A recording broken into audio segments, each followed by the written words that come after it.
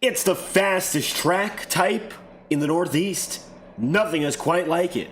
2 miles, high bank corners, and no restriction on driver speeds. It's one of a kind now across the country, as a matter of fact, and it's our final destination before Memorial Day break in the Integrity Racing League. It's your 13th week of action, live on Tuesday night. This is the Duel in Michigan 200. Welcome back to the Michigan International Speedway, and welcome back to coverage live on FTN Broadcasting. I'll be your host for tonight. I'm David Troitz, commentating and producing. Before we get the job done, of course, tonight we got to talk about what happened last week, and that was the return to form for Ethan Lane. Lane wins his first race in nearly a month, snaps the James Thurston victory streak, and his qualifying times are being set. It is currently Nolan Potter at the top of the board. Lane, one of the drivers who has yet to take a lap. Welcome back to the downstairs view. We have a total now of 35 drivers registered, so a fair deal on the circuit again. One of our bigger crowds at Michigan over the course of this series history. James Thurston has the pole position now by 83 one-thousandths of a second. That's a 38.319 Lane is set to beat. If he wants to take that top time, he's going for it this time through. Thurston's looking for another lap, but he's already firmly on top in the number 3. James will come across the line. He's got Potter and McFarland second and third. That is a 38.596. He won't be able to improve on his second lap. First lap looks to be the fastest for all drivers. We'll see now whether or not Lane can put up a fast enough time. DJ Stagner back on the track tonight. He'll take 23rd. And now, rounding out the top 5 is Brant McClendon after a strong lap. At the line, that's a 38.262. That is good for the pole position. Lane jumps up by 56 thousandths of a second, and the 6-time winner on the season, now the most wins by 3 over every other driver, is again on top. Stagner improves big on his second lap, first appearance of the month. He'll find himself 8th. 11 seconds left on the clock. 34 drivers taking a time, and it's this one who's back at the top of the board again. Checkered flag in qualifying falls for Ethan Lane. He will grab the pole position, and as he has the most wins of the season, he now has the most poles by an even bigger margin. 9 pole positions for Lane. He sits at the top of the board. We are minutes away from the green flag.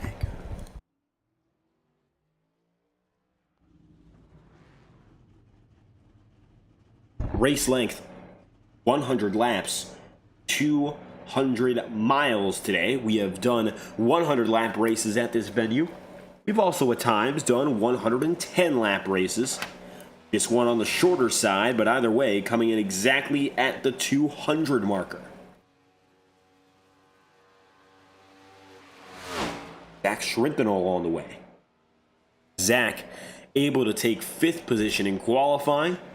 Talk about some notable drivers and their runs. Matthew Cornell gets to 12th. Trago to 13th.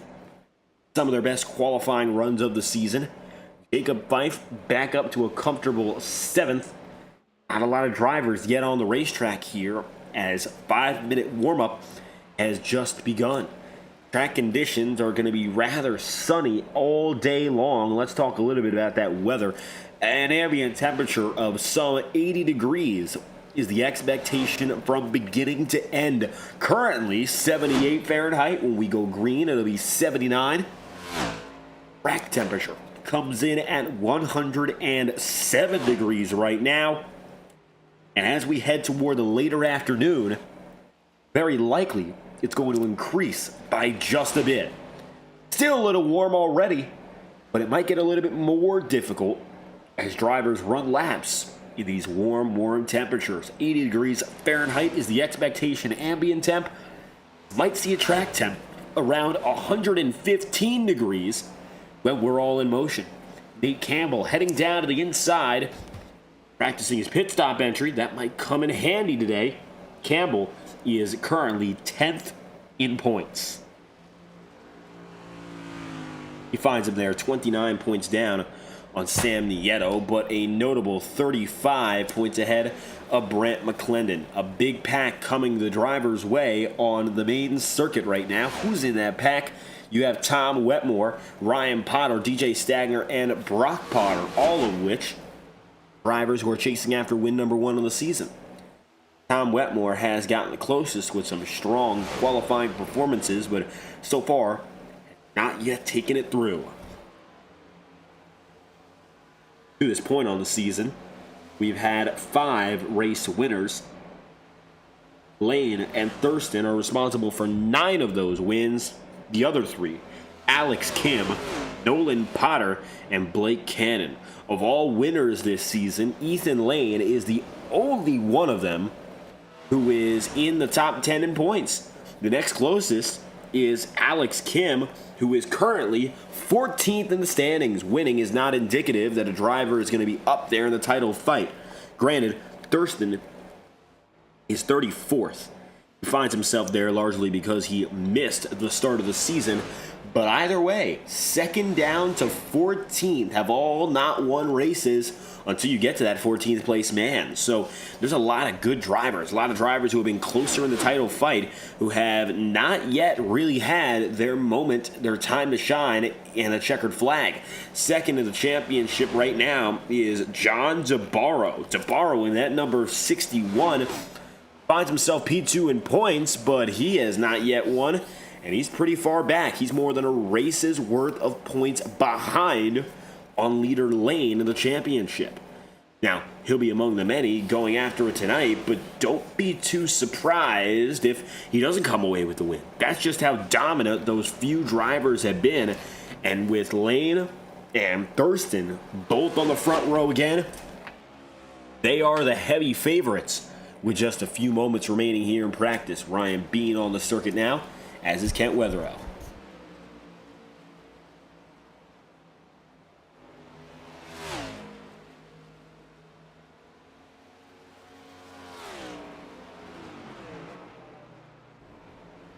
After today's race, we'll be running straight into the month of July before our final regular season break. So this is the last big break all drivers get. 1 week off, an official week off on the 7th of July. The playoffs begin September 15th. Practice, qualifying, all said and done. Your 2 winningest drivers on the season, they find themselves first and second on the front row. James Thurston, the underdog, against the title-leading and dominant man, the front-runner in the championship picture, Ethan Lane.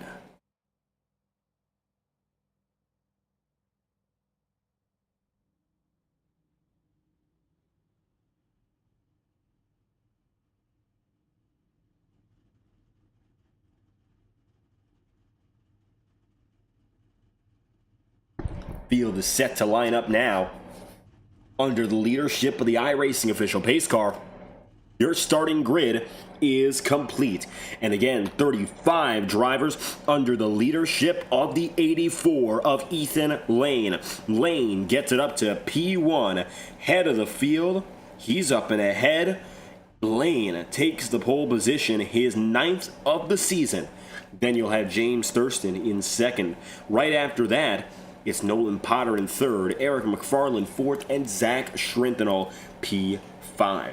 6th place, Brant McClendon in the number 12, and 7th goes Jacob Fife, and that's the number 36. DJ Stagner's 8th, Alex Kim is 9th, and Ryan Potter wraps up the top 10 with Nick Tarbuck and Matthew Cornell 11th and 12th respectively. Trevor Trago goes 13th with Nicholas Ward 14th, Ryan Bean 15th, and Austin Cardules 16th place. You'll have Robert Richardson and Nate Campbell 18th to end the top 20. The final 2 are Sam Nieto and Tom Wetmore. To go down to the top 25, Cody Smith, Joe Yakes, Richard Smith, Sean Kalis, and last of all, Brock Potter. The top 30 sees Bobby Keith, Thomas Lind, David Davis, Kevin Matz, and Don Stevenson with your final 5 on the starting grid. Here they are now. Eli Carr is the last to take a time. Brad Patton choosing to go to the back of the field. He'll start in P32. Aaron Eads takes 33rd. Randy Fiash 34th and 35th. And last, Kent Wetherell in the number 70. It's another nearly filled field at the 2-mile venue in Brooklyn, Michigan. Championship race is starting to widen up, but the race between Ethan Lane and James Thurston, this is the special one. So far, Thurston has gotten the better part of Lane 3-1 in their matchups. Now, of course, they always say, don't bet anywhere else than on Ethan Lane. The house always wins, and in Ethan Lane's experience in this field, he is absolutely the house. However, Thurston has found a way 3 times in 4 weeks. Can he find a 4th and the 5th? That's the question now at the fastest motorsports circuit in the Northeast. Green flag is out for the first time all day. And from Michigan, race 13 of the 2026 season is a go. Lane gets a strong jump into the opening corners. He'll have the lead as we say hello to 200 racing miles.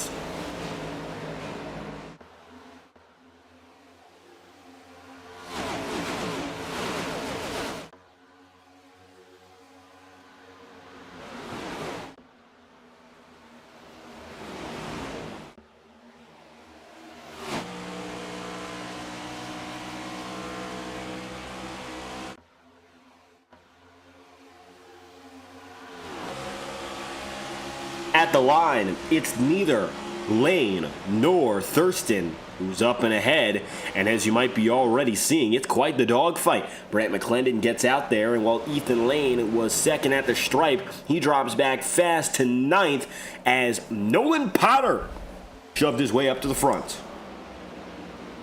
Potter is with DJ Stagner. Stagner has gotten himself quite a fast early drive. He was 8th at the start of this race and now leads the way.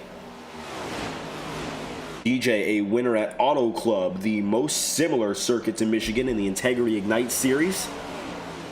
Now he has himself the field at the end of lap 2. Swap Motorsports is first and second. First time we've seen that all season long. Teammate Ryan Potter, number 99, is now running in P2. DJ Stagner finding himself at the head of the pack. Potter just a few tenths back now, playing a little bit of defense as Roadhouse Racing is slotted 3rd with Brant McClendon. Or rather, Eric McFarland. McClendon falls back on McFarland. Thurston is down to 6th. Ethan Lane has shot himself back, it appears, and will take it to 16th. Running very far back, down 15 in 2 laps.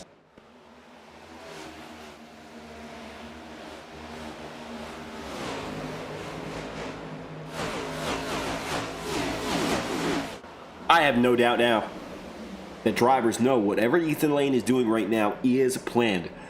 Falling back very quickly, but he doesn't have damage, and he's still firmly in the pack.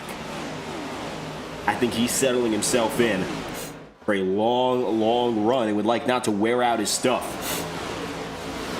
That time by 39.897 for Ethan Lane as he's back more so on attack than anything. He's about 1/10 of a second slower than the leaders. Top 3, Stagner, Potter, and Eric McFarland. A very different look at the head of the field tonight. Some drivers returning, some guys having career starts, career best race starts, that perhaps are even more unexpected than these returning guys.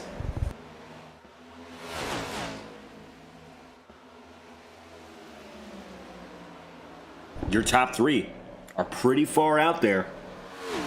Now Ryan Potter takes the reins. He'll take the lead from his teammate Stagner. DJ gonna let him by. Eric McFarland is the only driver who is even close now to competing with these guys for the swamp. It's otherwise a one-team race, but McFarland drops back here. DJ Stagner gets second. Potter holds the fort. At the line, Ryan Potter getting his first green flag lap sled of the season in total control. Ryan Bean 2 seconds back right now. Taking a look at him. Runs alone in 4th. Zach Schrintenel finds himself in 5th. Nolan Potter P6, but that could change. This is the bigger group in the top 10 that we haven't focused on so far. James Thurston has dropped back into the 13th place. Ethan Lane has now gone down 26th. Now that is a big drop. Maybe there is something wrong with the Lane car that we haven't noticed. I mean, he has fallen, but he's decided not to go down to pit road. Thomas Lind makes the call to pit road. It looks like for him, the first driver of the night to go down. He'll get some early service and back out of the car. Thurston has now gone down to 14th place, so he too has done exactly what Lane has decided to do and fall out of contention. But Ethan Lane is maybe taking that a little bit more serious. He finds himself, give or take, relative to James Thurston, about 2.5 seconds further back and 13 places deeper. You don't see that often out of Lane. He has fallen the most of any driver by a long shot. Rare for Lane to drop back that big, but it looks like he still has control as he evens himself out at about 27th. James Thurston is still on the descent as he falls to 16th. And it looks like he's not going to be the hardest fighter as Sam Nieto tries to go by for another one.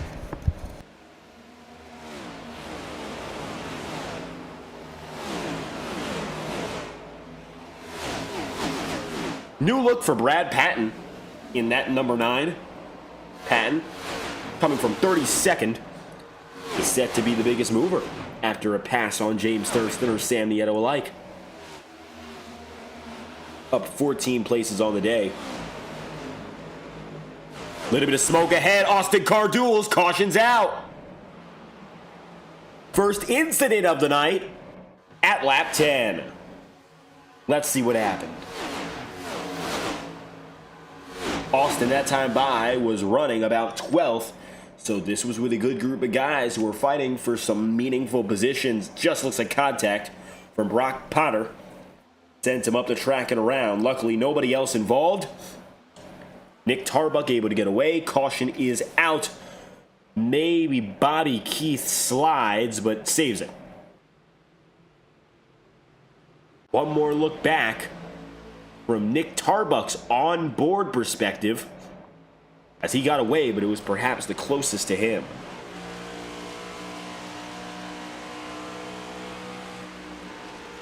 Brock Potter, Austin Carduels involved in caution number 1.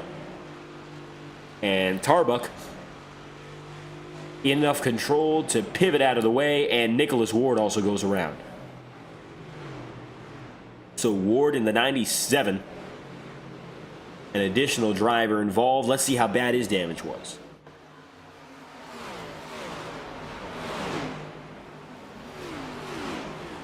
Caution is out for the first time today. 11 laps in out of 100. And as they came across, Ward goes low and just got loose on his own.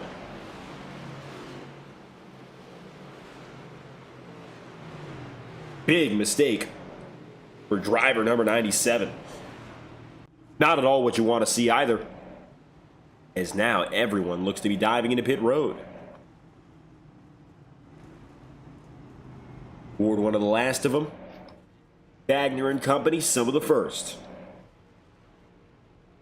Most likely Ryan Potter going to get the advantage as one driver goes around on pit road. But it looks like it's instead going to be Trevor Trago and Zach Schrintenel.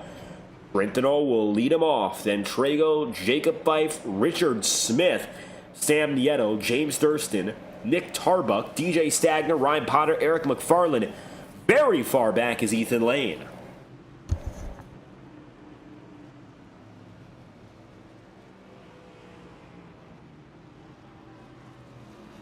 A lot of strategies on display in a moment like that.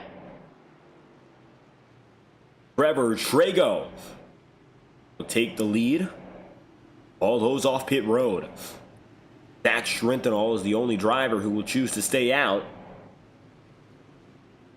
And I believe Trago gets the lead by virtue of deciding not to take tire. Brock Potter will be given an end-of-line penalty. Yeah, Schrintenall, no. Schrintenall was out with them on pit road, just to reconfirm. Looks he just got out there way faster. Very interesting that these guys are going to make such a big cut. Now, they have 10 lap older tire if they were to stay out, so that's why nobody did. But I think Schrintenall and company, these guys right here, they're going to be running on old rubber just because of how quick they got off pit road. James Thurston now in 6th. He pulls up to the high side. We're about to see if those drivers who took a long time, like Ethan Lane, have any notable pace advantage. Lane is back up 10 spots, more than 10, to get back to 15th.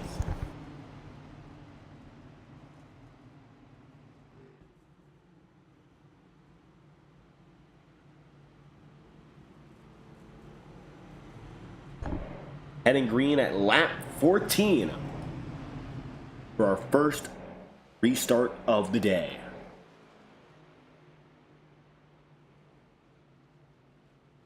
Small incident between Brock Potter and the sliding Austin car duels. Additional damage for Nicholas Ward, who slid out of the way, wasn't able to get it back together after wreck avoidance.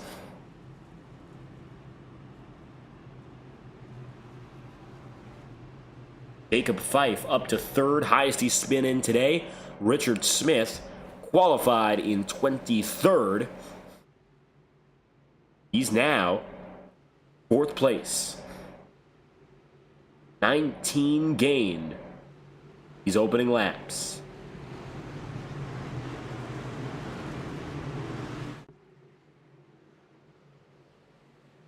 Green flag is out. And it's Zach Schrintenall all the way. He gets a bolt off the line for your first restart. Schrintenall in full control. Trevor Trago in 2nd. Next guy up trying to challenge as he drops quickly to the inside.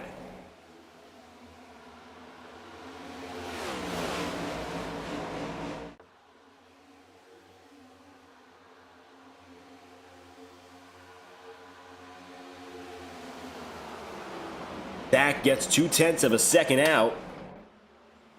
But look who's already here. James Thurston hopping down to the inside and looking for some early lead laps. This caution looks to be his saving grace. He's behind on Schrintenall. And up to the highest spot he's running all day. He started 2nd. Hasn't been there since the jump. And as he trailed back, he let everyone else get by him. But it looks like now, with the caution already out of the way, he's ready to take that lead. Everyone else gunning for position behind. In the meanwhile, Thurston gets it through. New race leader as they come across the line. For the first time today, James Thurston is in control.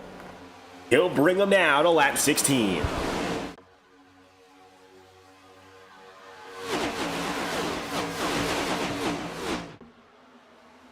DJ Stagner going to be quick to contend to the high side.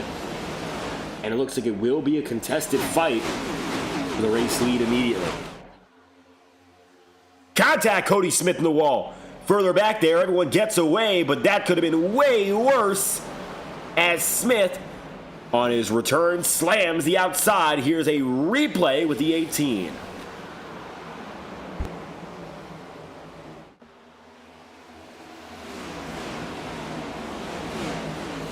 A shaky moment like that could very well have put multiple drivers on wreckers. But luckily, Wetmore and Smith, who did get damaged, are more or less straightened out. Cody Smith now finds himself 27th and going on back. Meanwhile, DJ Stagner still holds control. As a matter of fact, he takes the lead from James Thurston. A quick move to the head of the field for the 64. James across the line, about a tenth and a half back. Ryan Potter having a race that has proven so far not to be a fluke either. The swap looks to be the best it's been all season long. DJ leading. Ryan Potter just behind.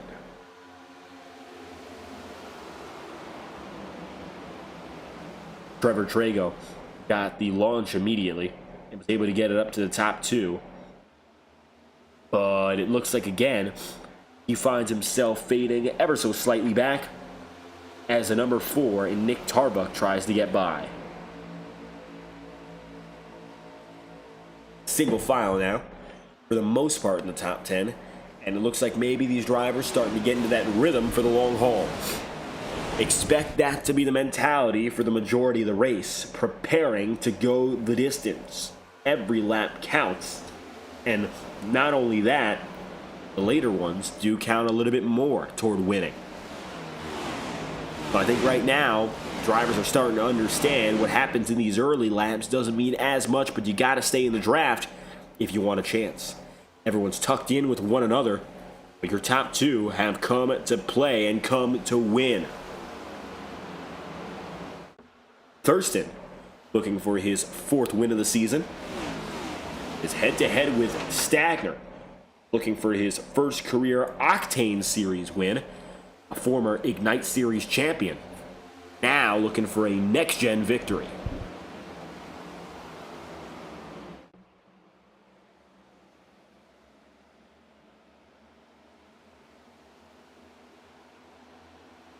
While the goal this season is not to win a championship for the Stagner team, it definitely is to prove they still have the stuff to go out there and win.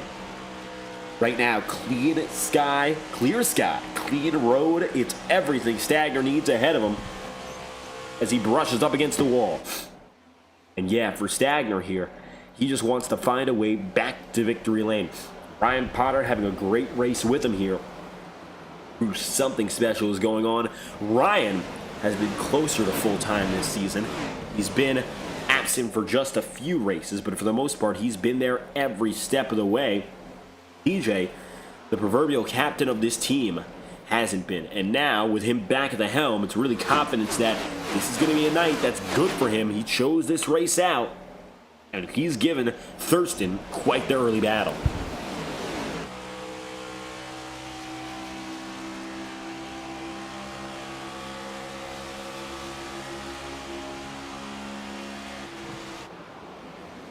A little surprising also to think that this is the first ever battle between DJ Stagner and James Thurston, at least the first one on a live broadcast. These two drivers for the past several years, until last fall as a matter of fact, raced week in, week out on Thursday nights on FTN, just on different time slots. James Thurston was always on the 8 o'clock to 9:30 show, the Iora Cup Series, and DJ Stagner would take the after-hours portion as the Highline Racing League would begin literally minutes after Iora ended. Back-to-back shows for years, and while some drivers did make the leap over from series to series, not a lot of them did. These two, while both being champions in their own right and both being multi-time race winners, never did.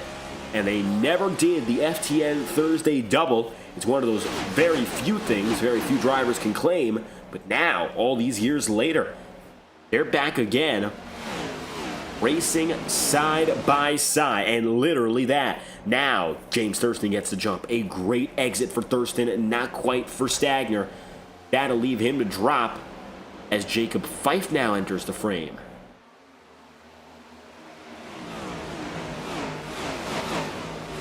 Fife getting behind James Thurston, taking second.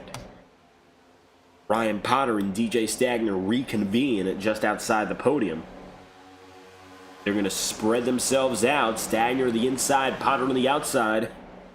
I don't think DJ wants to fall back any further, so he's going to hope having this space with Ryan is a little bit of a buffer. 2x2, 2 rows deep. Everyone's put together again.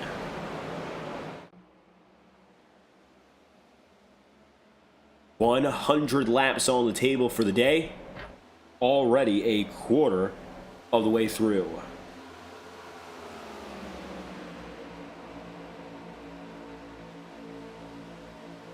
Halfway markers at lap 50. Most drivers have already gone in for one lap, or rather one early pit stop at lap 11 or 12, depending on where they were by the start-finish line. Which means, yes, we still have one more pit stop needed, but everyone's already decided to at least get one down and away. So I don't think we're going to see drivers going in exactly at lap 50 today.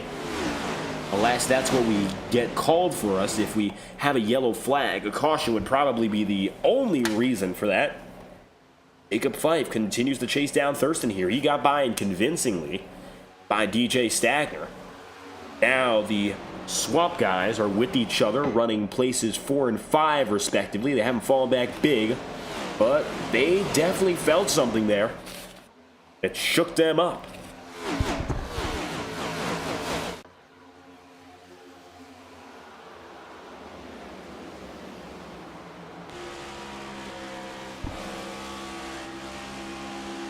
So far,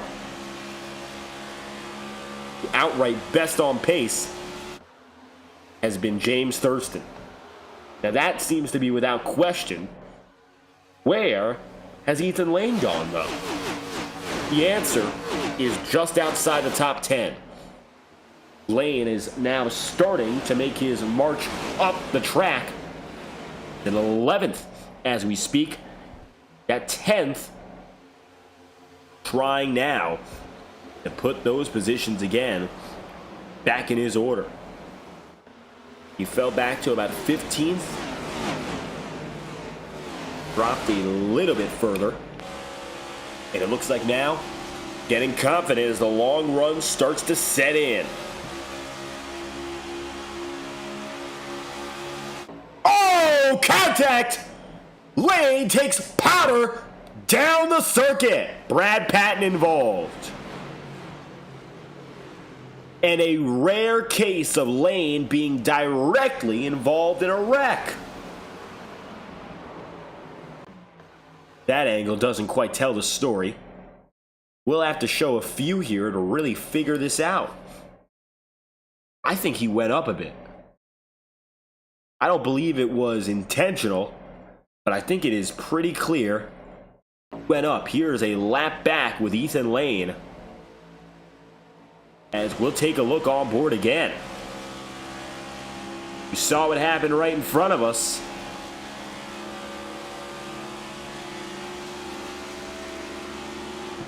Lane going side by side.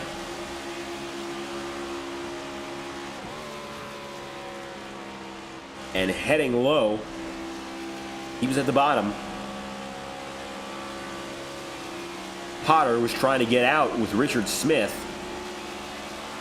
And that minor contact is all the difference here. You can see they're coming through. See exactly where the steering wheel is for Lane, and pretty neutral at the time of contact. Yellow flag's out. Second of the day. Lane involved in a rare moment of racing incident with the 84.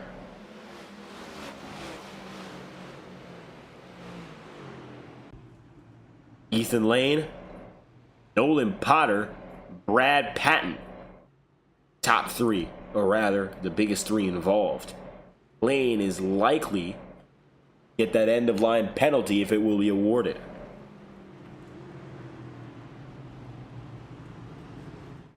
Jacob Fife, down to pit road.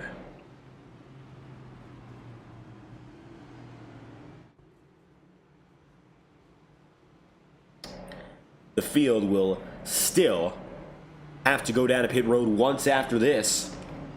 It's another early pit stop.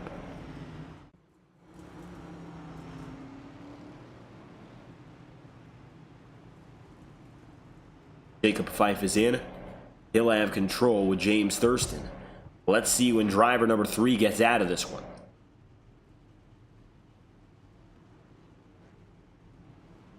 Kent Wetherell, matter of fact, is going to be the fastest.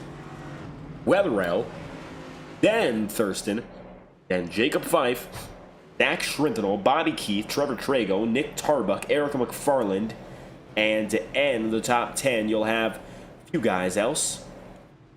Now, Thurston is the last to make it to the top 10. Kalis and McFarland are the last drivers to make it out 9th and 10th off pit road. I have a few holdouts here. DJ Stagner, Ryan Potter, Ryan Bean, Brant McClendon. Among those who stayed out, taking a look at the numbers, you'll see who's who. And last pit lap for your top 8. Lap 12 or lap 11. So that goes down, including Richardson, Davis, and lastly, the 14 of Brock Potter. While his brother Nolan just involved in that wreck, Potter now finds himself to be one of the holdouts. A rare distinction as we are set to head green at about lap 33.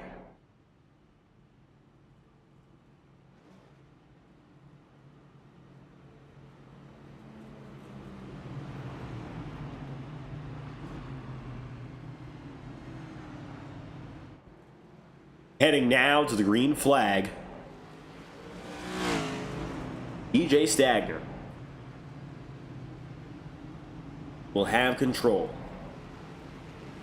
Green flag is his with teammate Ryan Potter alongside him. Swap Motorsport has had a fantastic race so far. First and second, and they've been battling without any problems at the head of the field. Even Ryan Potter, who is definitely having his best race of the season, he's kept his pace and he's led laps.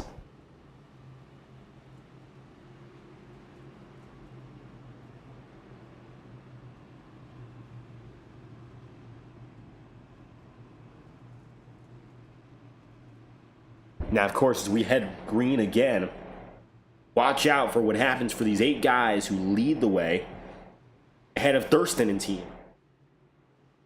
I say Thurston and team, but really I mean the rest of the field that went down to pit road. If you didn't go down to pit road, you're running a whole different race when we get back up to speed.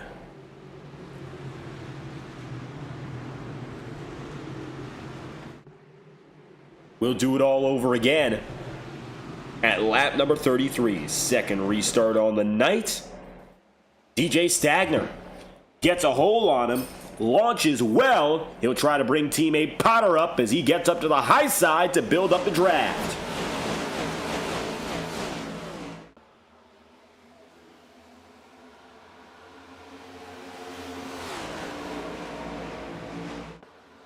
Maybe not quite the best opportunity for Potter.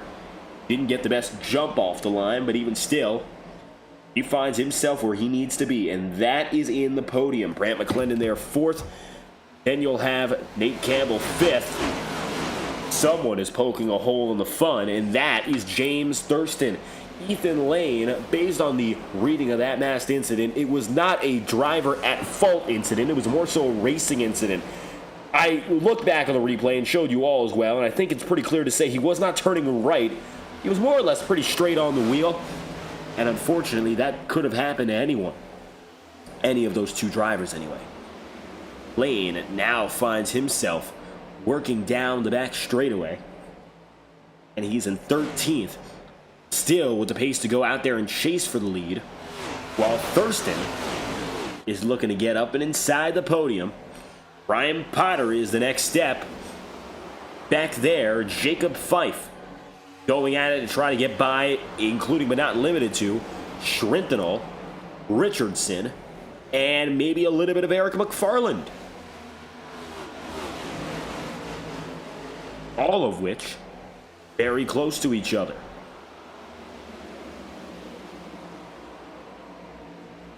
Now DJ Stagner is going to lead the way into this next set of corners.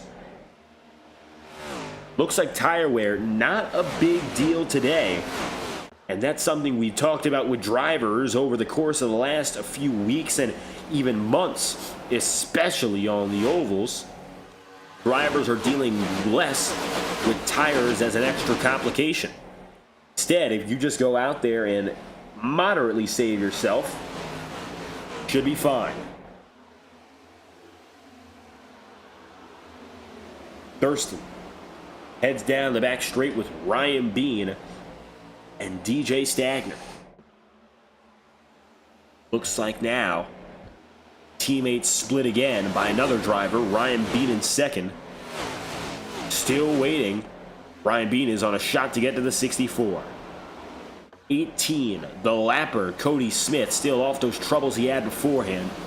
Hasn't gotten himself fully fixed, and you can see the right rear is fine, but the left rear has the problems. Left front, maybe a little bit more complicated for this number 18 of Smith. As it stands, he is one lap down and 32nd of 33 still on the racetrack.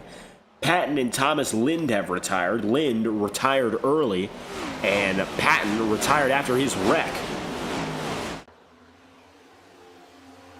Jacob Fife in the 36 now, looking for a top 5 placement.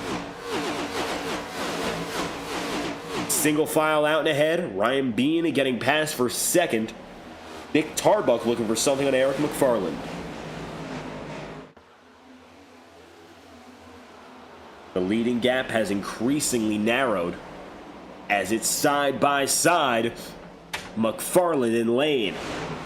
Make it 3 wide, this time with Nate Campbell. Lane takes one. Can't quite get it off Campbell. He's side by side, but just not fast enough to seal the deal on the pass.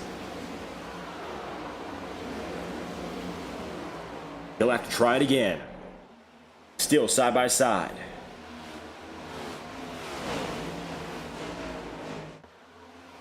DJ Stagner leads an even tighter gap now of about 14/100ths of a second. James Thurston, Ryan Bean, and Ryan Potter still right there. Jacob Fife might be able to get between the two Ryans as he rolls right up alongside the 99.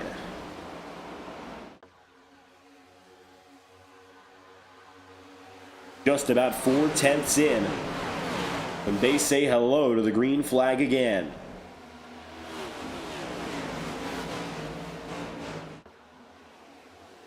Potter and Jacob Fife now split apart. Fife with the edge. Yellow flag is out. It is your third of the day. Why did it come out? Not sure yet. Kent Wetherell gets away. He slowed down a little, but otherwise we've got complications.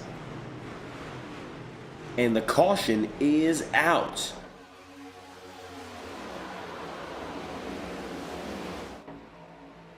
Yellow flies. Was it at the head of the field? Looking back now, as practically all drivers were in the clear at the front at the time of the wreck. Oh, just behind. And it happened down the back straight. One driver loose and big. I believe that is Richard Smith. And yes, it is. Yellow flags out for Smith in the 23. Third caution of the day.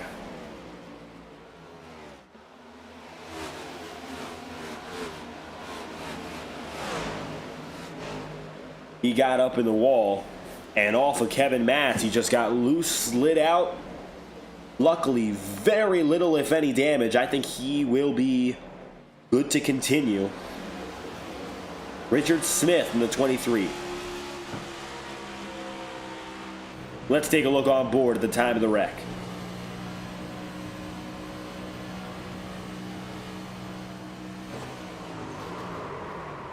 He just got loose.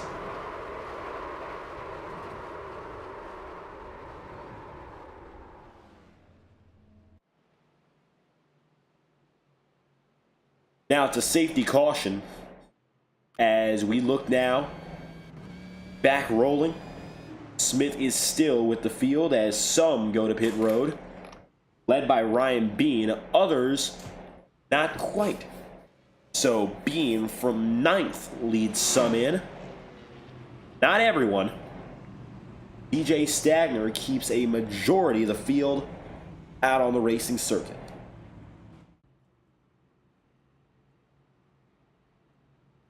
Will be set to go green at lap number 44. which will be your third restart of the night.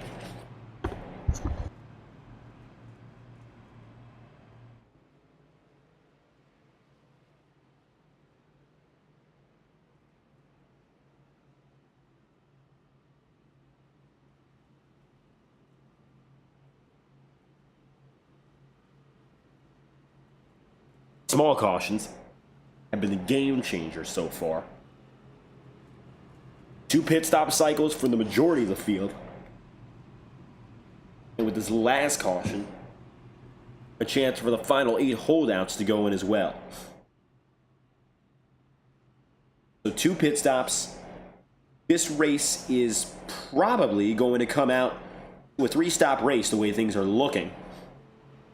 If we do fully away with the incidents, 3 stop seems to be pretty solid.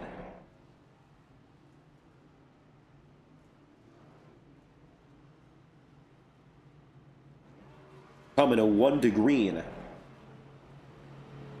this time by.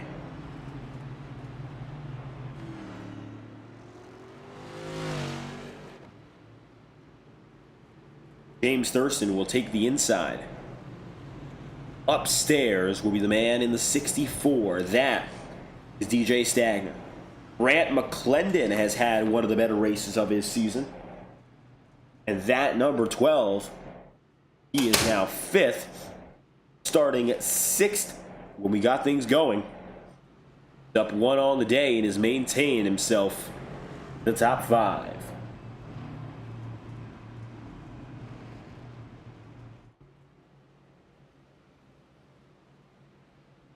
Down the back straight, Ethan Lane gotten up to his highest position so far, 6th place.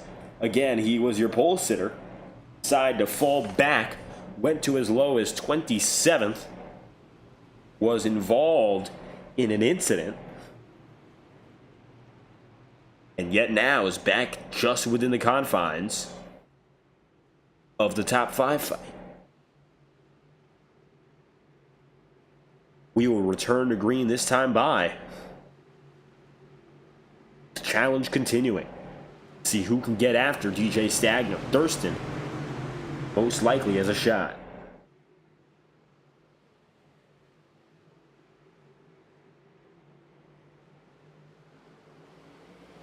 Through the restart zone and back up to speed. DJ Stagner with a nice outside launch. He will get the better out of basically the entire field. Thurston is the only one who stays within a car length and a half off the launch. Potter, maybe a little bit better off exit on the outside, but here comes Ethan Lane. Lane all of a sudden inside the top 5. Not something we have said all day long. It's been a trickier first half for Lane than he would like, but if he's going to keep the fight going with James Thurston, he's got to shake those early troubles off and really show us now what he's made of. Thurston at the line will take it from Stagner. New race leader all over again. It's driver number 3, while Lane is looking to drive up for 3rd place. Jacob Fife all over the back end of Zach Schrintenall. In fact, those two have gone at each other side by side a time or two. Approaching quickly the halfway point. Ryan here has Schrintenall and Fife both right behind. Jacob Lowe make it 3 wide. Sam Nieto close to contact there. Luckily nothing happens. Nieto's in the battle behind for about 8th and 9th. Even still, no problems have come through. It is a largely single file race with some 2x2 action now spreading from about 10th to 20th. Ryan Bean ducks to the inside on David Davis.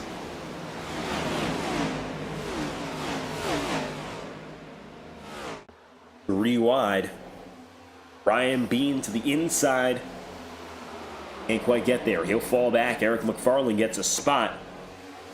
Thurston now has 0.4 of a second as Ethan Lane sets his sights firmly now on Stagner. DJ has run a strong second to Thurston overall in the last 25 laps. Strong enough to take the lead a time or two. Lane has not yet showed his truest potential on the racetrack, at least tonight.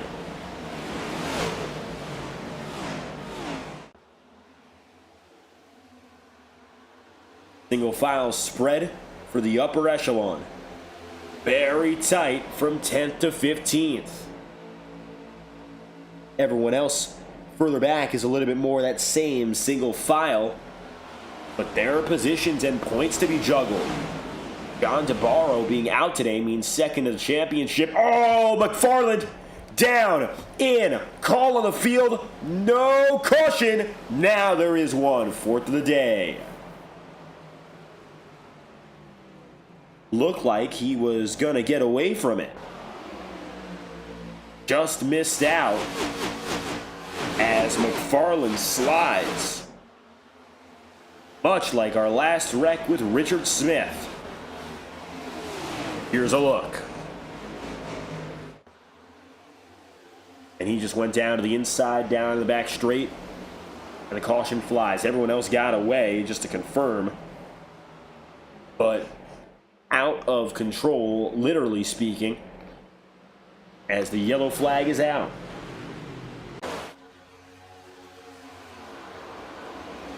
Another incident at the head of the pack, where things have been very contentious all day long. Eric McFarland sees the yellow flag, take a ride on board with him. Try to pull it together, but just slides out. Luckily, he doesn't come up the racetrack fully, but had he done so, that would have been pretty dangerous. So a safety yellow is your fourth of the day. That's going to bring us to the halfway point. James Thurston leading.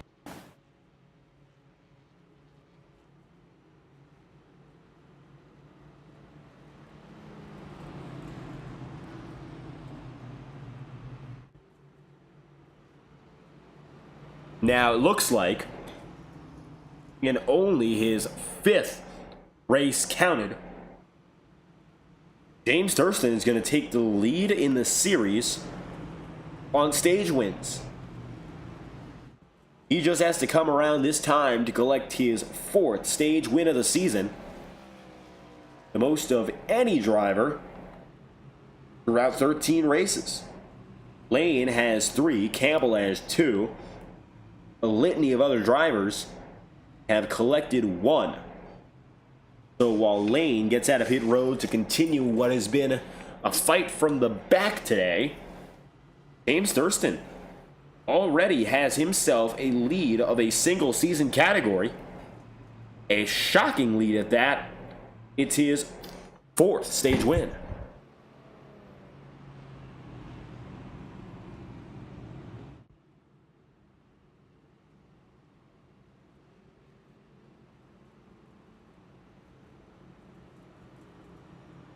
Just to put into context why that's so shocking, he only runs so far on the season 528 laps.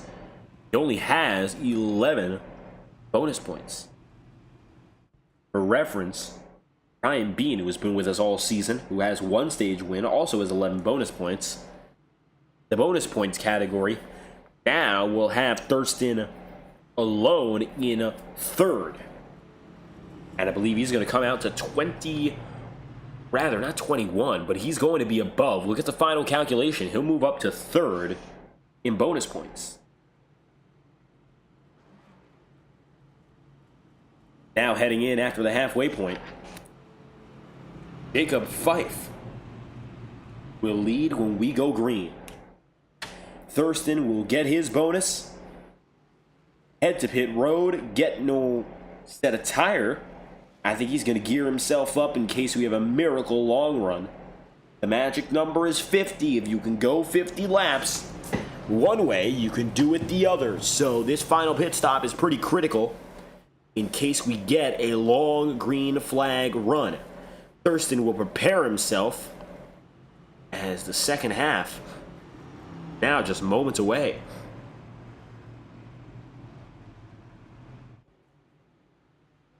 Most laps run on the season. Interesting number to watch out for. Will change hands in leadership tonight. John DeBarro held that statistic. Trevor Trago, who's having a great season, 8th in points, now is going to take that ahead by 4 laps. He will lead Ethan Lane by 4 laps in that category. It's between he and Lane for the most laps led on the season. Next closest is Ryan Bean, who is about 55 laps off. Trago and Lane have run the most of anyone this season. Lane will be ahead of Thurston. The first time on a restart tonight. Getting to the green flag, Jacob Fife pulls us back up to speed. Second half is on its way. 49 laps to go. Austin Cardule is getting back on the circuit. Still trying to get some damage repair from earlier contact.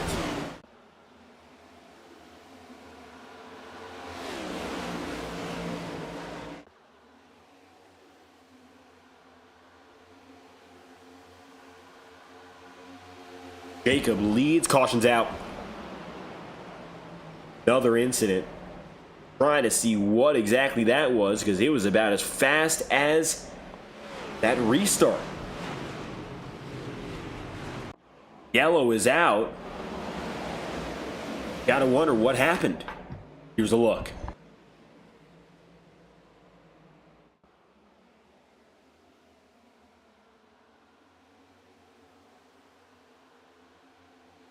Same incident, different drivers. That was Aaron Eads. Sent down the nastiest route on the racetrack.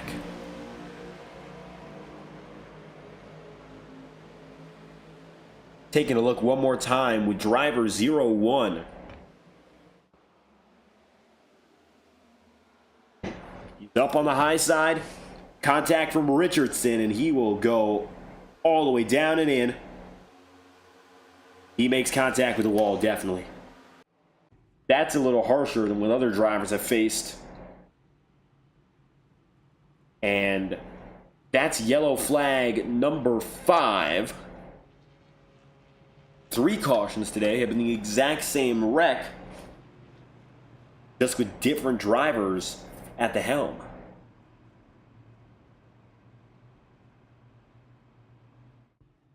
We'll settle ourselves in one more time. Hopefully get some longer racing from here. Don't want to see any bigger problems. Fife decides to go in. This is where you're going to start to see a split. James Thurston was one of the guys who went in just before. Going to benefit big from having that immediate caution. Again, everyone else, as Thurston decides to go in, everyone else will make their move through. If you go down a pit road this time by, you could go the rest of the race under green. That's the big benefit. PJ Stagner keeps himself out. Let's see who's out first. And it looks like by a comfortable margin, it'll be Nate Campbell, then Ryan Bean, Joe Yakes, Brock Potter, Nolan Potter, Trevor Trago, Brant McClendon, Jacob Fife, and after them, Aaron Eads, with Ethan Lane, Tarbuck, Richard Smith, and all the way to the back is James Thurston. How many holdouts do we have? The answer to that question will be on your screen momentarily. I don't think we have all too many, though. Looks like Matthew Cornell, one of the few. And he's really a holdout. He went down to pit road at lap 31. Bobby Keith, Stagner, Shrintenall, Kim, those drivers did go down just a few laps before. But the only outright example of a driver who went to pit road very early now is Cornell, who runs in second. Well, the oldest tires of anyone by a long distance.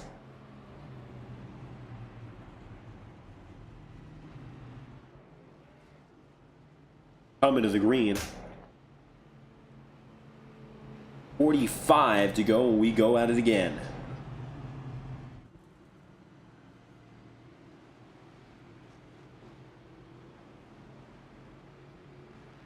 DJ's got the bottom. Matthew takes it high. First time all race long, driver number 88 is in leading position. He qualified 12th. Have not seen much of him since. Bobby Keith 26th up to 3rd. Having the best performance in his race so far. Getting up to the top 3. He's among those who just went down a pit road and will benefit big from this pit cycle. Stagner should be more than fast enough to hold on competitively for at least the next few laps. Only on 4-lap older tire, and we only had about a half lap under green.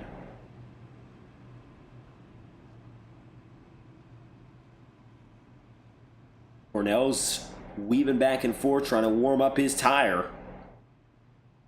A lot of pressure on him. He wants to get out at least somewhat quick.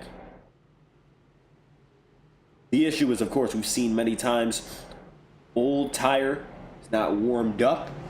Trying to get a fast start causes pretty big, pretty fast problems. Now, 64 and the number 88. Stagner, Cornell, side by side. Cornell gets away, but DJ Stagner, simply put, gets away much better.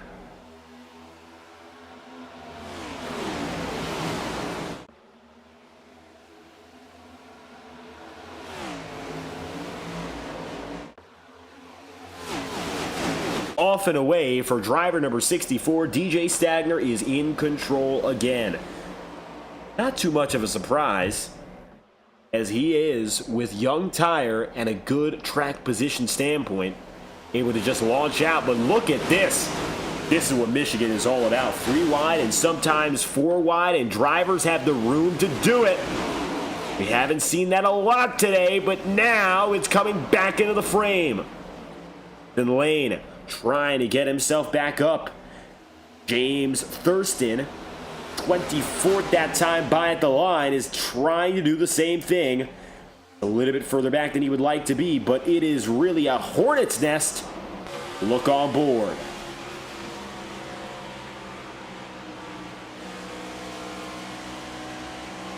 In a sea of cars, one driver's wrong move could change everyone's race.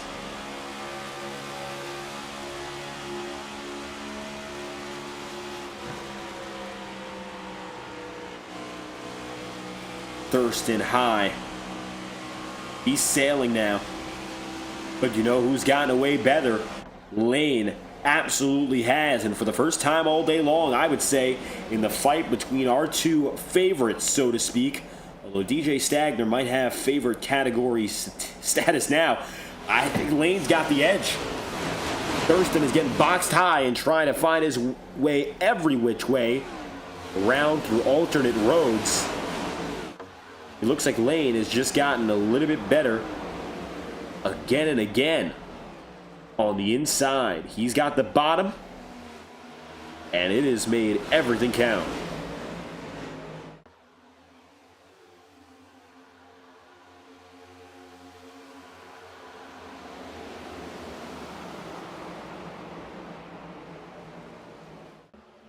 Toe-to-toe. Sliding up top, Brant McClendon. He's lucky not to have any big problems after some slight contact. Thurston has now gotten himself at the head of this back pack. There, he's in 17th.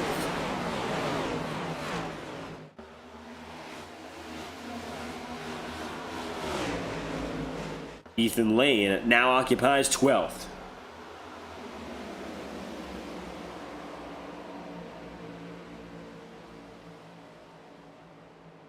Ethan is eyeing the top 10 on a 3-wide pass. He gets under Nieto. He gets under Alex Kim and gets under Nate Campbell. That's a 3 for 1. Nearly 4 at the line.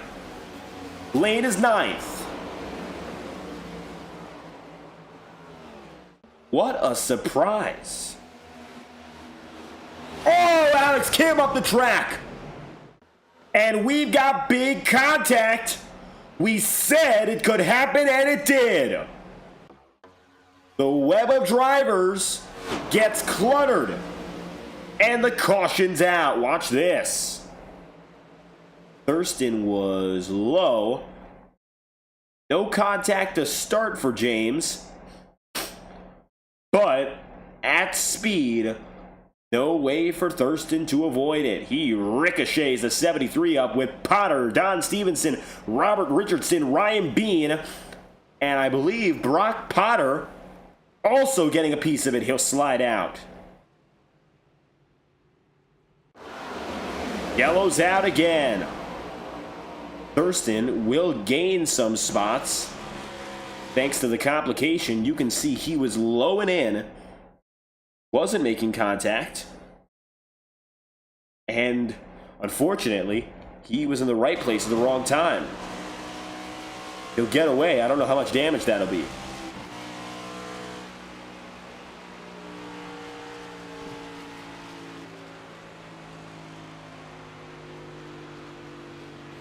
Thurston is the luckiest of all. He, alongside the multitude of drivers involved, Richardson, Potter, Alex Kim, see the yellow flag fly for the 6th time this race. 39 laps to go.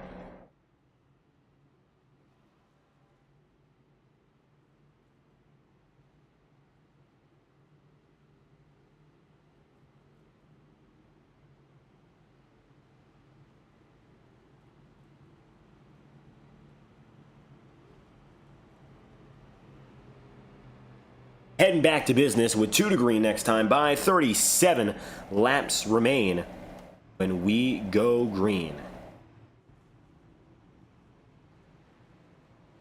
Thank you to our partners at Next Level Racing for their continued support. Cody Smith back on the racetrack tonight, and he is fighting to get back to the lead lap as we speak. A lot of these drivers, no matter who they are, no matter what team they're on, have Next Level Racing equipment that has upped their sim racing experience to the top-notch degree. Thank you to Next Level Racing since 2009, providing high-quality sim racing performance products by sim racers for sim racers. Use promo code INTEGRITY24 at checkout on nextlevelracing.com to receive 5% off all purchased orders. Smith goes down to pit road again, and we'll take a quick pit stop as well. We'll be back before we go green with 36 laps to go when we turn it back up to speed. Here's a message from our friends at Next Level Racing. We'll return right after this. You have something in your mind, you are able to create it, build it, and then someone from the other side of the world came and tell you that they want to spread this product to 50 countries in the world, so it's a huge personal account.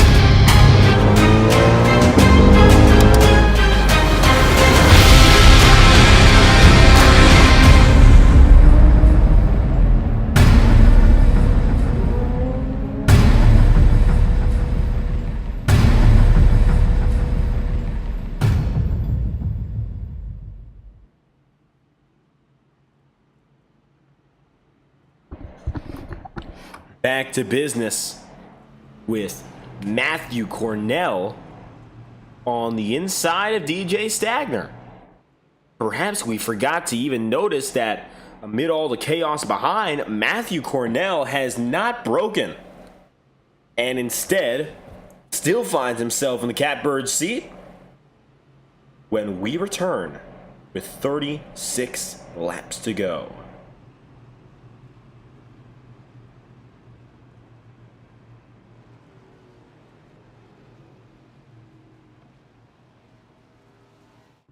Back to business. Lane finding himself 16th. Thurston 23rd. A hindrance to both drivers.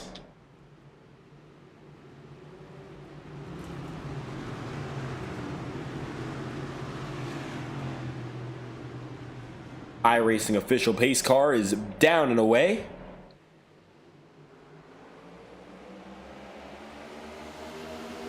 Let's see what happens here. The 3 and the 84 with restart number 7. Still having a lot of trouble. This could be DJ Stagner's race to win with 36 remaining.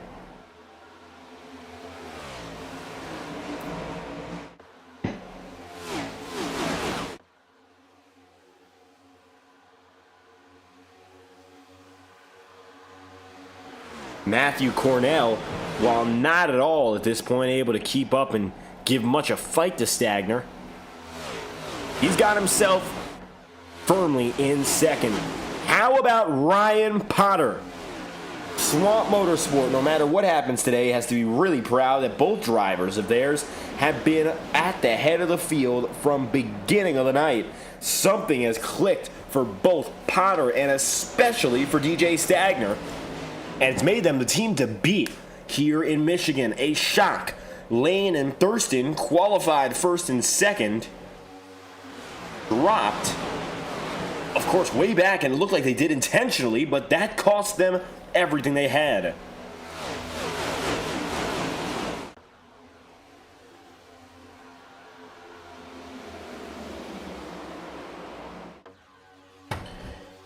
Ethan Lane now up in a 5th. Thurston 15th. And it looks like the 96 team way out of this one. The 3 crew for Thurston in big trouble if there's any chance for him to win this race. Ethan Lane is now all over Matthew Cornell. To the inside and clearly his. Ethan Lane for second place. He gets it. Cornell's going to try to run him down to the inside of the racetrack. Matthew Cornell, not a quitter. I just don't think he's got the equipment, particularly I don't think he has the tire. But a great drive so far for Cornell. Eli Cars is in 4th. James Clotton, are you watching with us? The 82 is not only in 4th, but comfortably running at good pace. And he's now going to try to make a move for the podium.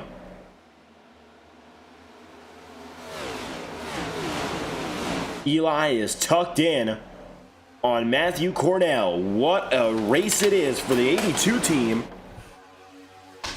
Going for what could be his first career podium.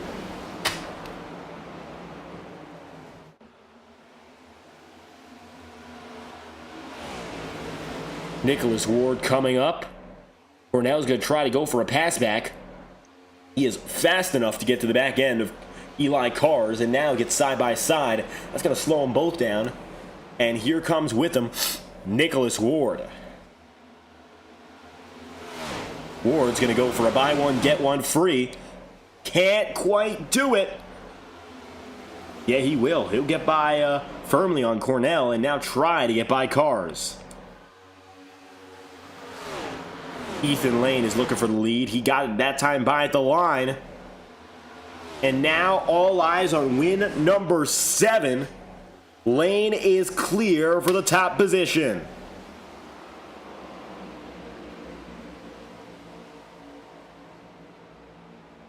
Thurston runs in 12th. Ethan Lane just led his first lap of the day. Some 70 laps in.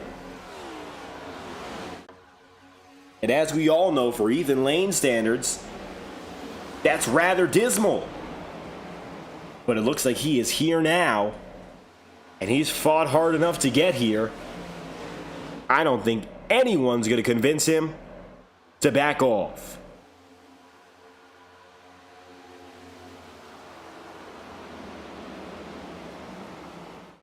"30 laps remaining." Matthew Cornell in the 88. Take a look on board now as he tries to... Oh! Oh, Brett McClendon! Huge wreck! Davis Nieto among others. Nasty hit. We'll take the full lap back to show you how it developed. And what a hit that was on driver number 12.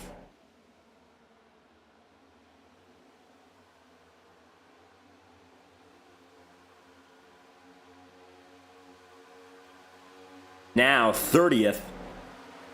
After a night running inside the top 10. This was for about 14th, I would say.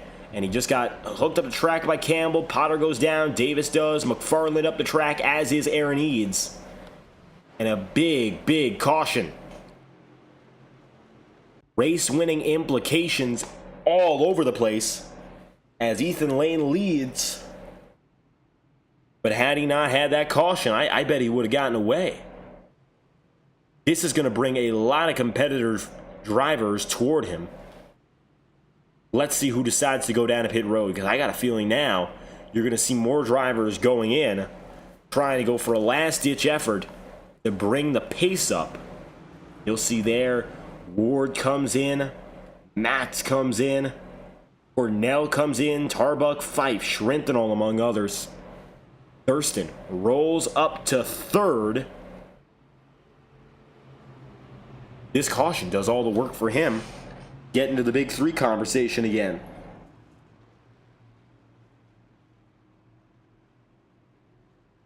Not a particular surprise. Don Stevenson now on the way out, as is Bobby Keith. And we'll watch out for some of the notable drivers who want to get on their way. There's 97 of Ward. There's Tarbuck. There's Fife. Eli Cars.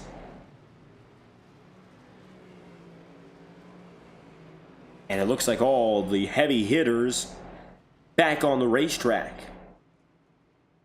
James Thurston gets his saving grace. A caution that comes at the perfect time, at the perfect place. Right behind him, he got away very, very cleanly.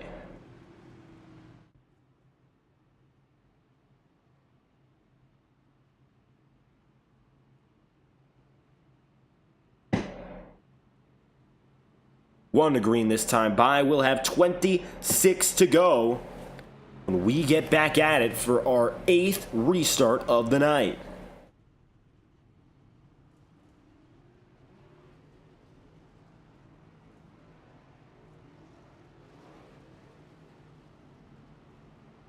DJ Stagner tucks in again. Thurston will drop to the bottom and follow the 64. DJ's been great off the launch, but it looks like Lane, as of late, has been a little bit faster.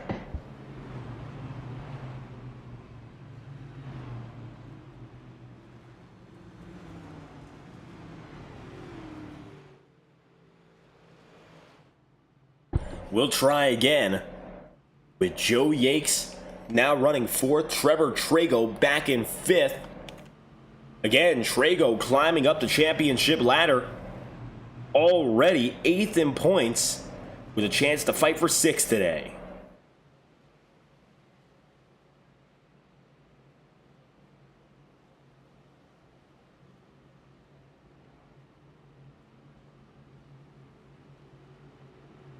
Let's do this one more time. Hopefully, anyway. Keep it green from here.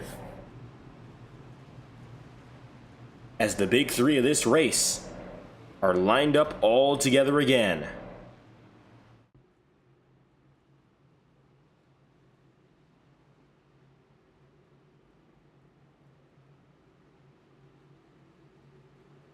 For Thurston, eyes on win 4. For Lane, eyes on win 7. And the first win of Stagner's Integrity Octane Series, or Tuesday night career. It could be today. Green flags out, 26 laps to go. Great launch off the line for Lane as expected. Thurston now has to watch what happens here against Stagner.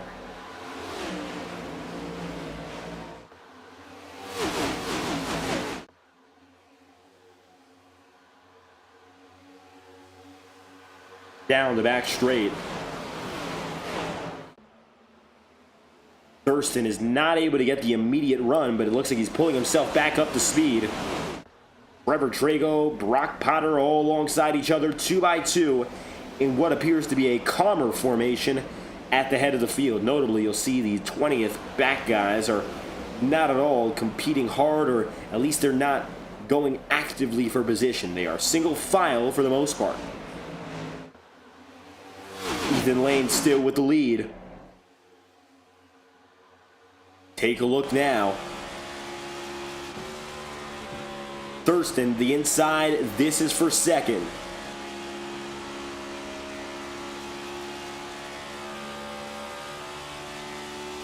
James cannot get there. DJ Stagner continues on. Lane keeps on leading. Gap less than 1/10 of a second as they enter turn 1.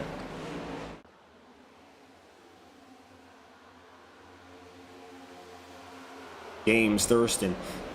Eyes are fixated on these two guys ahead of him. He was in a horrendous position.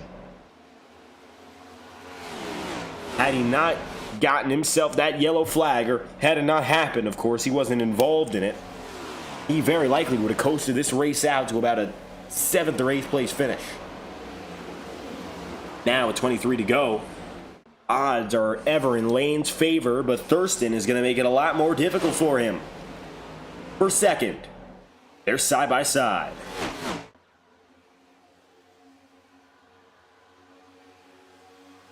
Coming up on the 22 lap to go mark for the final time from Michigan, we're going to crank it up with our friends at Whiplash Sim Cams. The best cameras in the iRacing market. Will take the show from here, and caution's out, we'll do that after. Yellow flag is out for the 9th time.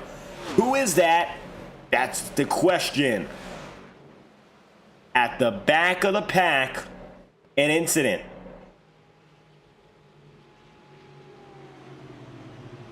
It looks like Schrentenal was involved in this one, and that he was. Watch what happens as we pull it all the way back on what looks to be a driver error from driver number 20. He goes down to the apron and comes up the track. We are very lucky nobody got hit. I think Tom Wetmore was the closest to contact. Take a ride on board with Tom at the time of the incident.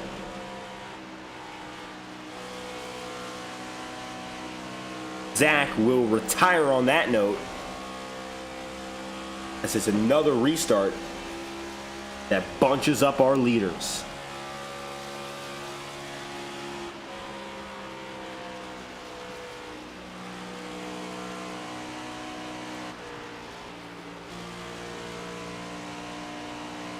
Trenton in a one-car incident. The yellow is out.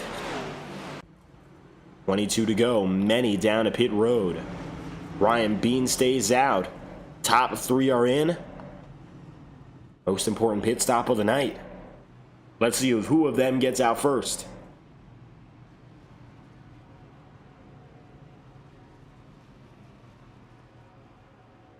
Lane has the pole position stall.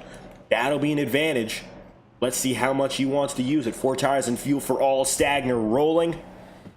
Lane off the jacks. It's going to be the same order they came in. Lane.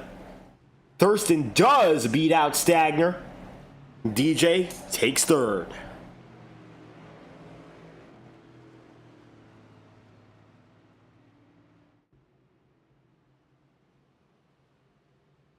$21 to go. Restarting now with 19. Lane gets a big run out. But James Thurston gets a lot to go his way. Moves up a spot and is back right behind his biggest rival.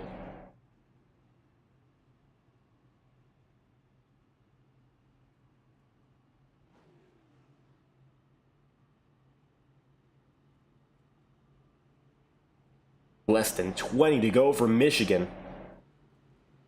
The home stretch is ahead of us. And we have not whittled down the field that much. We've had a few incidents, but we're down to 29 on the lead lap. David Davis is the last of which, and you'll see him right now making his way out. Cody Smith got back on the lead lap a long while ago. Cody is now 21st, back where he qualified. He's got a shot for top 20 finish. As Ryan Bean leads, remember, there is a new top 10 of holdout drivers. You got to go back. The 15th to find Lane and Thurston now need to make it up to the front of the field.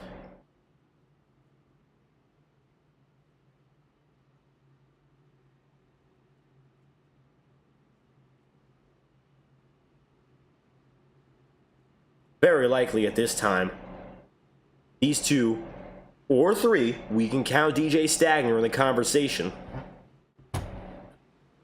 These three have to work together or find a way that will get them all up the same way if they really want to fight for the lead. One wrong move could set a driver back in this equation several spots and several seconds. We'll see how effectively they are able to cut through the pack, knowing every minute counts.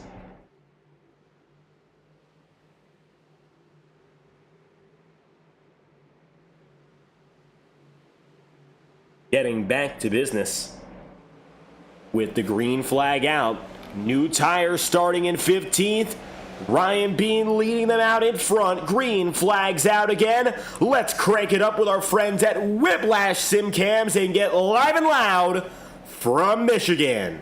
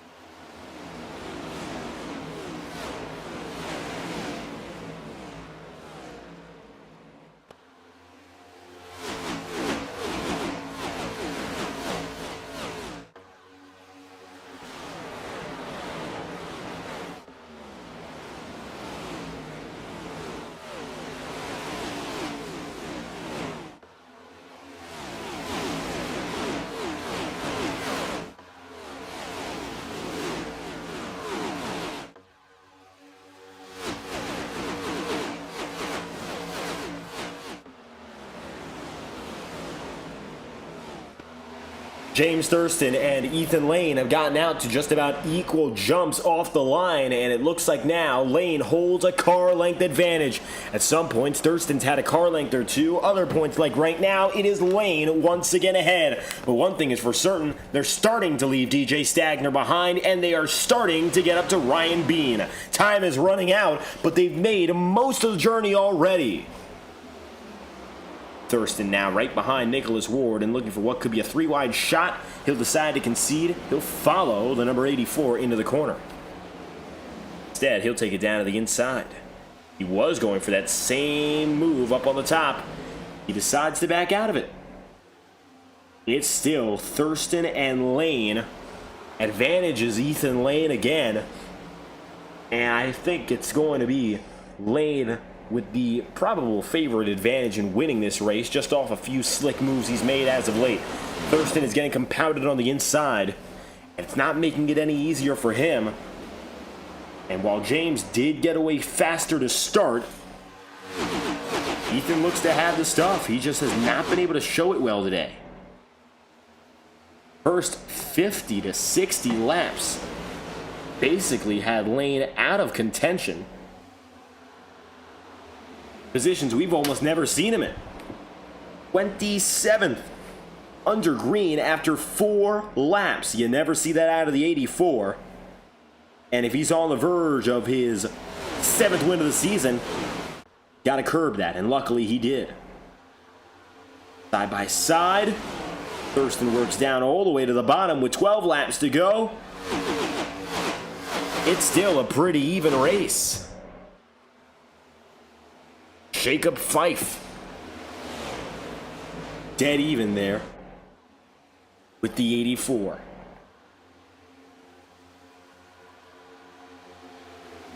Driver number 36, still ahead of both. Lane is in the wall again.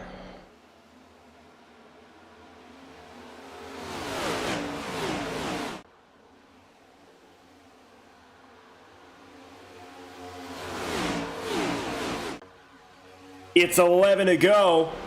Thurston is a car length back and letting Ethan do a lot of the busy work. James watches from behind.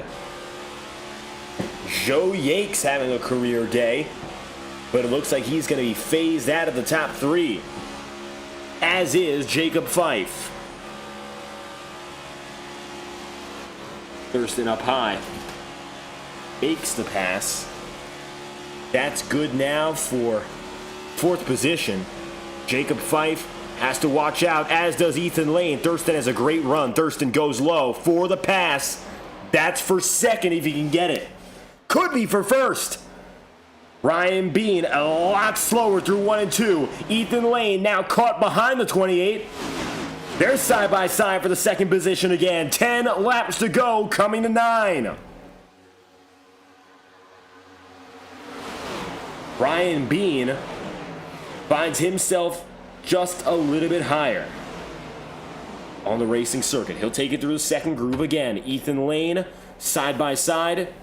James Thurston now watches back, just a car length of distance. 9 laps remaining. Jacob Fife can't quite give a nudge. He's not quick enough. Ethan Lane has been passed, and Ryan Bean is now a buffer between these guys.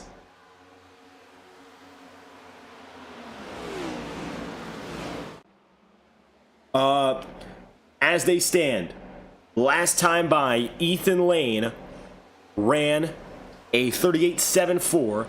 Jacob Fife ran a 39.093, very slow run. Ethan Lane's lap time, a 38.478 officially, 0.3 quicker than Thurston's, a 38.734. This is now for 2nd, and it looks like we're starting to see a difference between those best 2 drivers.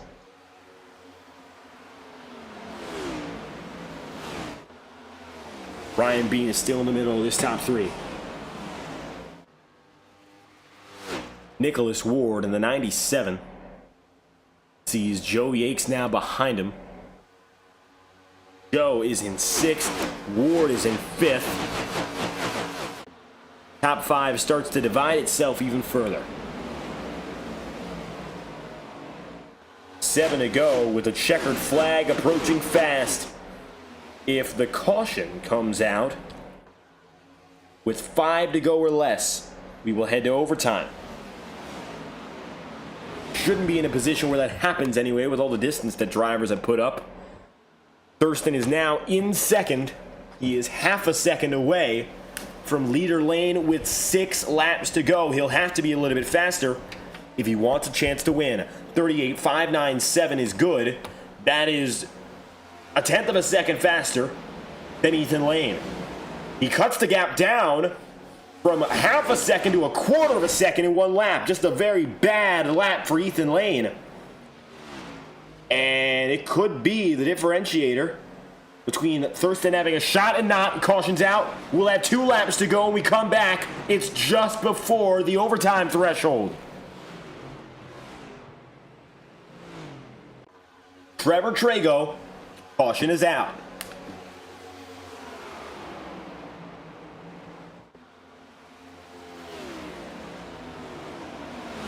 Now, what here caused it? 3 wide, tight down the back straightaway, but not tight enough to cause a wreck. There was a little room. Oh, just a little bit of nudging. Matthew Cornell and David Davis got away. DJ Stagner down to the inside. We'll get a clear angle of the whole deal. And that'll give us a better understanding of what happened. Very short stint expected. When we return green, 3 wide, Trago in the wall maybe, and he came back down. That's Cornell and Stagner sliding. Luckily, very few involved with caution level contact, but they spun back on the track. And so we pace again.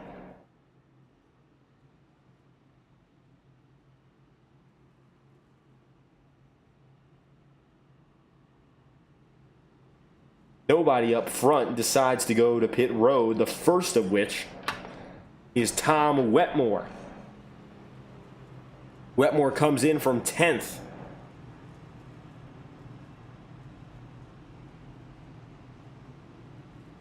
Rest of the top 10 will stay out. We will have 2 laps to go when we go green. If there is a caution,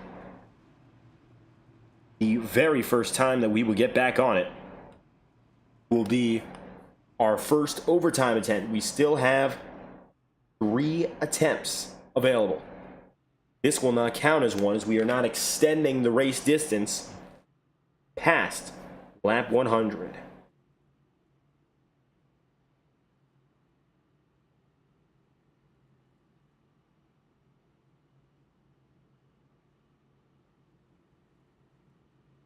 Get to the white flag, no cautions available.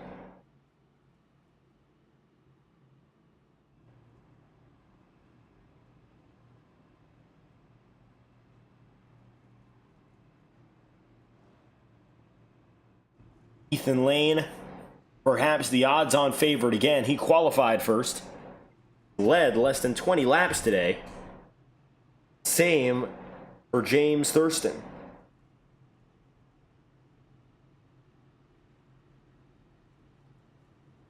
Thurston qualified at 2nd, led some laps early, has not yet been able to really get back in there since the start. He's been competitive,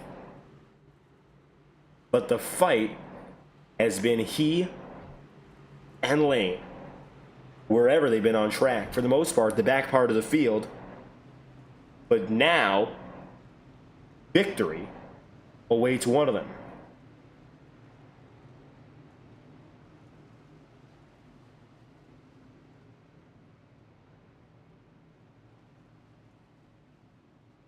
Two to go. 4 miles left between victory and defeat.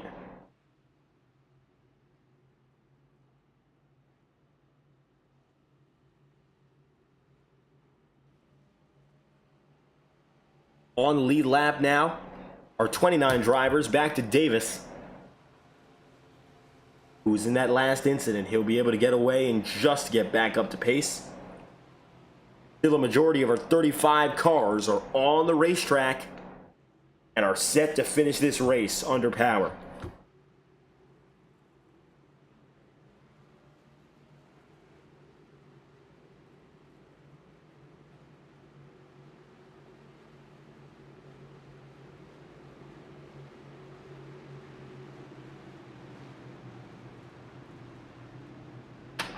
Double file with one final shot.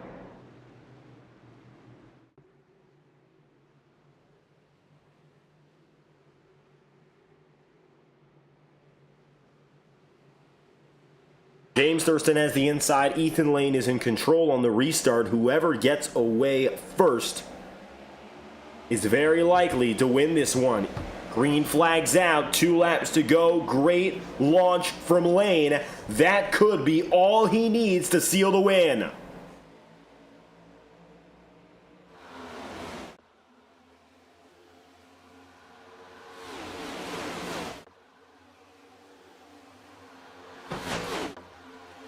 Between these two drivers, 9 wins already of a 13 race season. Whoever gets it, it's either their 7th or 4th win. Lane gets the first lap he needs. Just needs to come around for one more if he is to win it. White flag is out. Thurston hasn't had quite the speed to keep up with Lane over the course of this race. He's had the situations, but Lane bounced back. And it looks like the moment he got back up on the lead, he was not going to be able to let it go. They're wrecking behind, but it will not stop the front runners. Randy Fiash, Austin Cardules, both around Lane for one final shot. He'll dive into corners 3 and 4, but he's not close enough for it to make a difference. For the first time since March, Ethan Lane has won more than 50% of the races we've run this season, and he's won it again. 7 of 13, Michigan winner, Ethan Lane. James Thurston loses his second fight to Lane. He finishes second. Jacob Fife is third. 9 pole positions, 7 wins.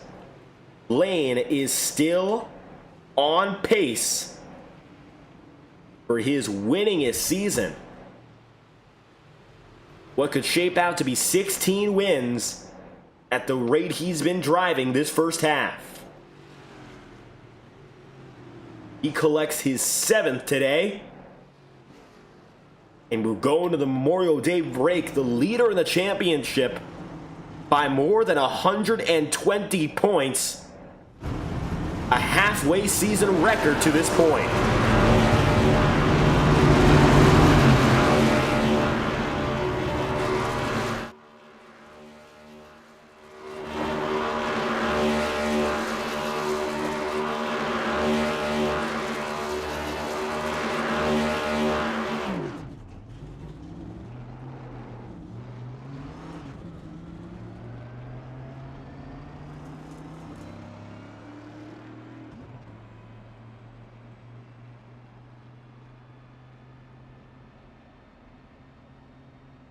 Lane's win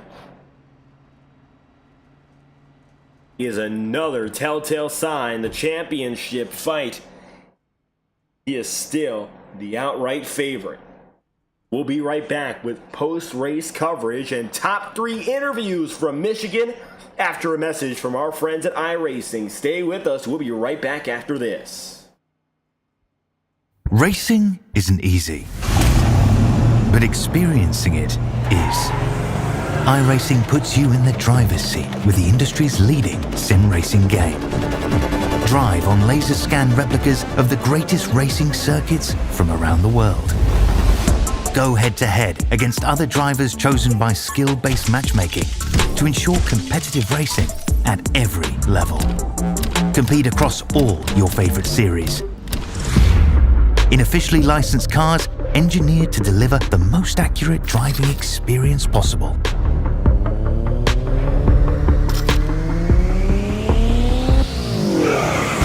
Join a race or host your own with players from across the globe. Race against the computer or in a league with friends. Feel the thrill behind the wheel. Visit iRacing.com.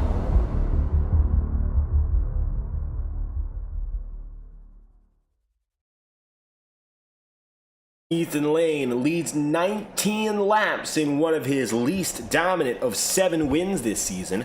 He does come back. He started first and does finish there. James Thurston starts second, finishes there as well, leads 12 laps on the day, and 5 laps go to Jacob Fife, who led them, finishes third.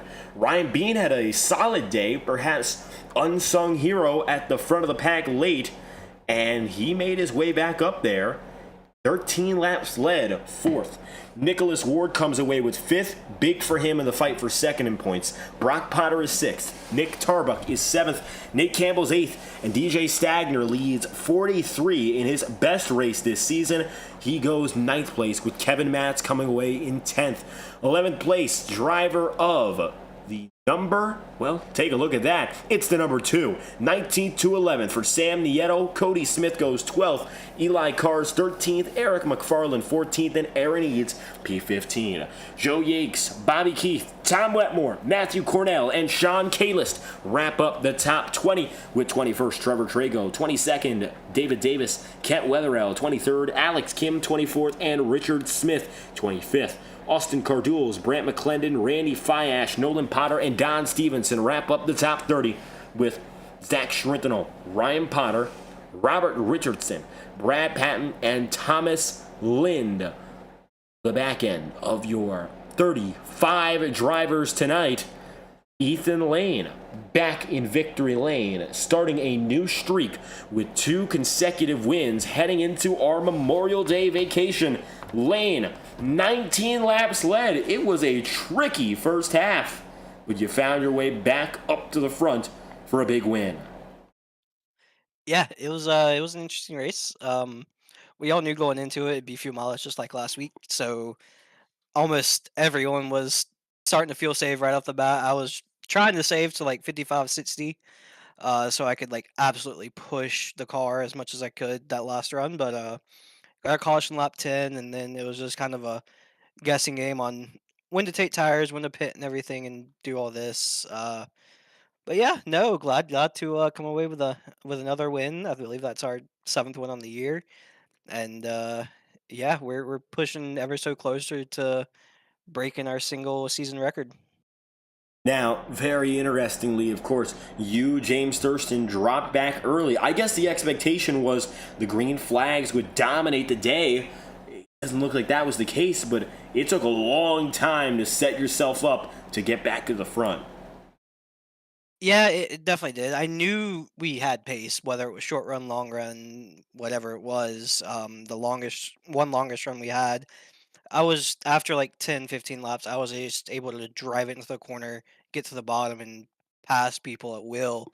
Um, but yeah, no, the expectation was green flag racing for the whole thing, just like last year. But you have to learn to adapt and go with how the race is going.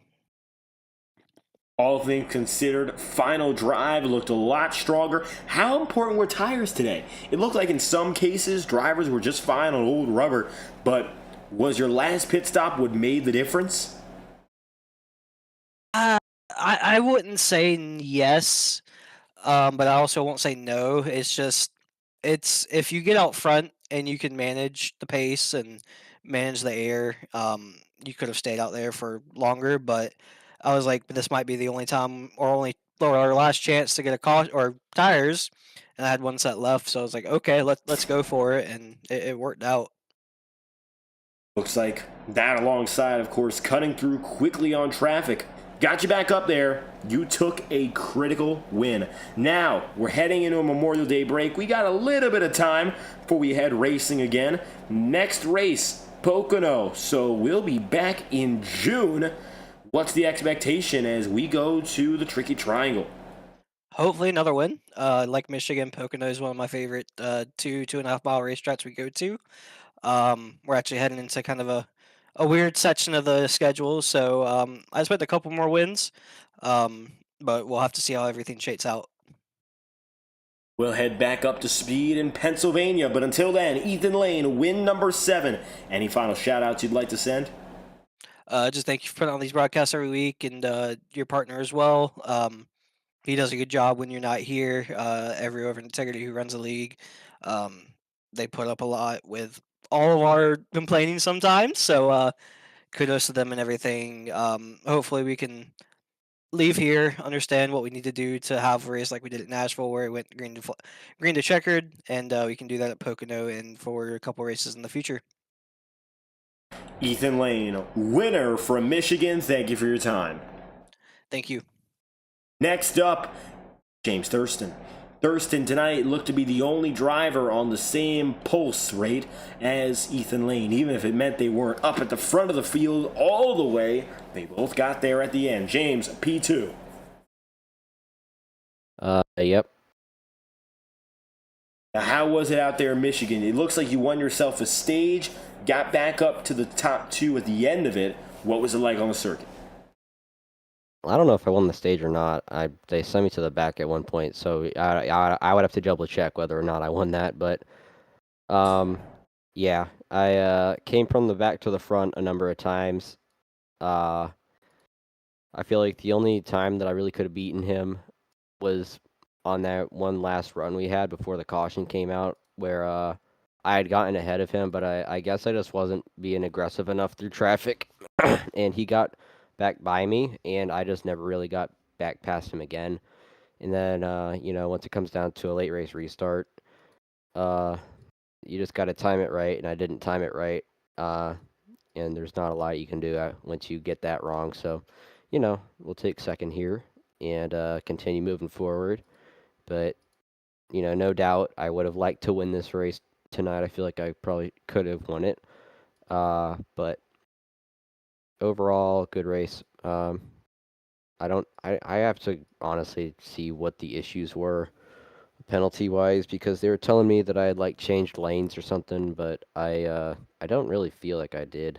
But I took the penalty anyways, just because I'm not, gonna lose a whole race worth of points over that. So, overall, good race. Should be good for the points fight I'm in, and yeah, just gonna try to go win the next one, I guess. Now, with that said, next race, 2 weeks' time at Pocono, to track you've succeeded at before. What's the game plan when we return?